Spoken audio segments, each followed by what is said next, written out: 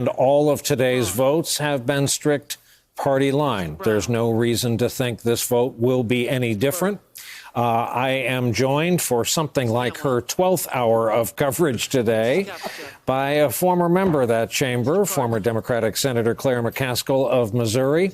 Just curious to hear your observations based on the last couple of hours of arguments and the friends and former colleagues you see who may be flagging in their seats. Well, it appears Mitch McConnell's flagging.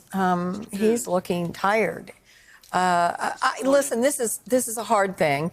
I've had people give me feedback all day that I talked about how hard it is for senators to sit still and not speak and not move.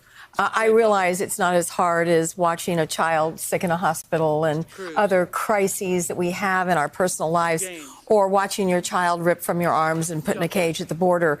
But for senators, this is hard because they're used to moving constantly. They're used to talking constantly. They are not used to listening for long periods of time.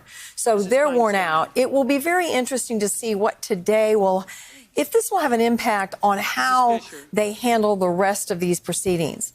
Will they try to do it for less time? Either the House side or frankly, the White House side has really not talked that much. And we were commenting earlier, and I think it's important to point out again, Rachel noticed this, the difference in the tables between the House managers and the White. I mean, the White House has no paper. The near table, now the far table, we just took the other side of the room. So now the near table is the Trump legal team. Far table is the Democrats. The Trump lawyers have made rhetorical arguments. I think the House managers have presented compelling case of substance.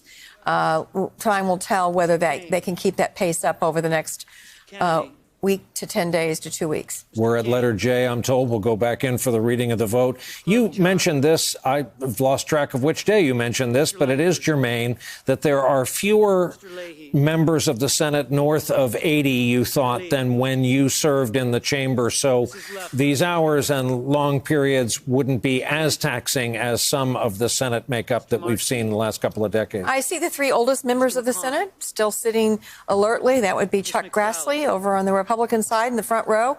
And then behind Chuck Schumer in the middle, you see Dianne Feinstein and Pat Leahy.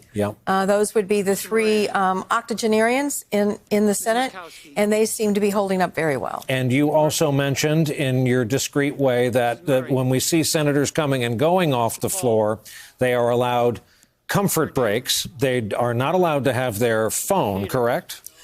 Now, I don't know whether they're letting them get their phones when they go to the bathroom or not. They may, but I know they're not allowed to have their phones in the chamber. And I think there is probably some pressure on them to take their comfort break and come back and not. Although I heard there was a Republican member on Fox tonight, which is really interesting, that I guess she feels like there'd be no penalty for missing this.